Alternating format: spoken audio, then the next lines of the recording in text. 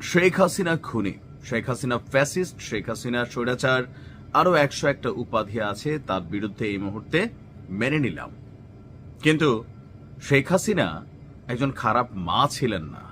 অন্তত এই কুলাঙ্গারের মতন কোন সন্তান শেখ হাসিনা জন্ম দেয় নাই। ভাই দেখেন, আপনি যেই দলই করতে পারেন, যেই মতেরই হতে পারেন, কিন্তু আপনি যদি মনে করেন যে এই ছবিটা যে বার্তা দিচ্ছে এটা আপনার কাছে আনন্দদায়ক, এটা আপনার কাছে মজাদার, তাহলে বুঝতে হবে একজন সন্তান হিসাবে অথবা একজন পুরুষ হিসাবে আপনি কোনোভাবেই আসলে যোগ্য না। প্রতিবাদ করতে হবে এই জিনিসগুলোর। কেননা নোংরামির একটা লিমিটেশন আছে। শেখ হাসিনা অন্যায় করছে, তার ফাঁসির রায় হয়েছে, রাষ্ট্রীয় আইনে যদি সম্ভব হয় তার ফাঁসি হবে, সেইটা এক জিনিস। কিন্তু শেখ হাসিনার ছবিতে এই ধরনের অশ্লীল অঙ্গভঙ্গি করা যেই যুবক এই বেয়াদবি করেছে তার বিরুদ্ধে রাষ্ট্রের উচিত ব্যবস্থা নেওয়া। তবে রাষ্ট্র ব্যবস্থা নেক না নেক, এই সব ঘটনার জন্য দেখেন একটা কথা আছে বাংলায়, জোশে আয়সা হোশ হারাইতে হয় না। তো এই ছেলের মতন অনেকেই শেখ হাসিনার ছবি নিয়ে আজকের দিনে যখন সময় খারাপ যায় অনেক কিছুই বাংলাদেশে ঘটে।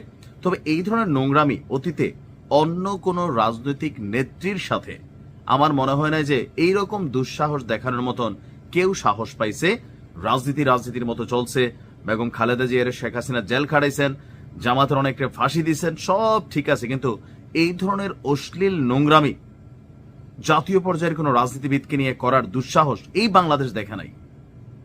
এই যদি ট্রেন্ড হয়, এগুলাকে যদি আমরা বাহবা দেই, তাহলে জাস্ট ইমাজিনেশন করেন সরকার পরিবর্তন হলো, এরপরে এইরকম ছবি শত শত হাজার হাজার তৈরি হবে আপনার প্রিয় নেতা নেত্রীর ছবি নিয়ে, বা অন্যদের পরিবারের সন্তান, বউ, অনেক কিছুই এগুলো আছে। তো এখন এই যে ঘটনাটা ছেলেটা করছে, তার নাম ঠিকানা 14 গোষ্ঠীর খবর ইতিমধ্যেই আওয়ামী লীগ নিয়ে নিছে।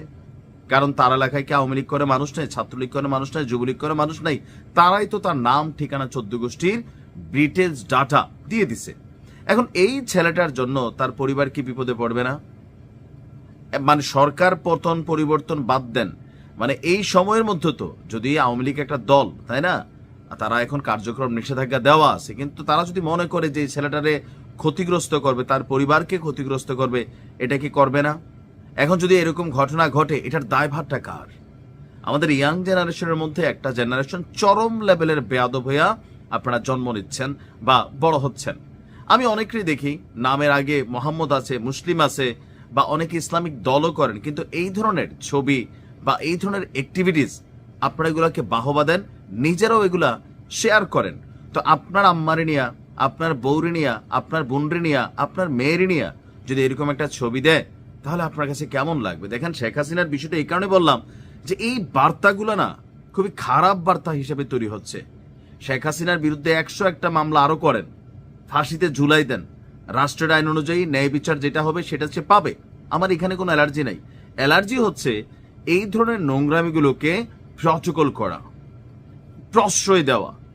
রাষ্ট্রের উচিত অন্তত এই ধরনের অ্যাক্টিভিটিস যারা করে তাদের বিরুদ্ধে ব্যবস্থা নেওয়া। নয়তো ওই যে আজকে আপনি করতেছেন, আপনি সরাসরি করতেছেন না, পরোক্ষভাবে কেউ করতেছে, আপনি দেখে এটাকে হাততালি দিচ্ছেন, বাহাবা দিচ্ছেন, আগামী দিন অথবা এর পরের দিন হতে পারে 5 বছর, 10 বছর, 20 বছর, এগুলা ভারী পড়বে, এমনকি সমাজকে যথেষ্ট অশ্লীল নোংরামির মধ্যে ডুবিয়ে দেবে।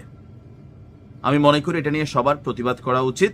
যদি আপনি আপনার ভিতরে আসলে কোনো সুসন্তানের বৈশিষ্ট্য থাকে, আপনার মা আপনাকে মোরালিজম অথবা নৈতিকতা শিক্ষা দিয়ে থাকে, যাদের মধ্যে নেই তাদের কথা বলে লাভ নাই। ভালো থাকুন।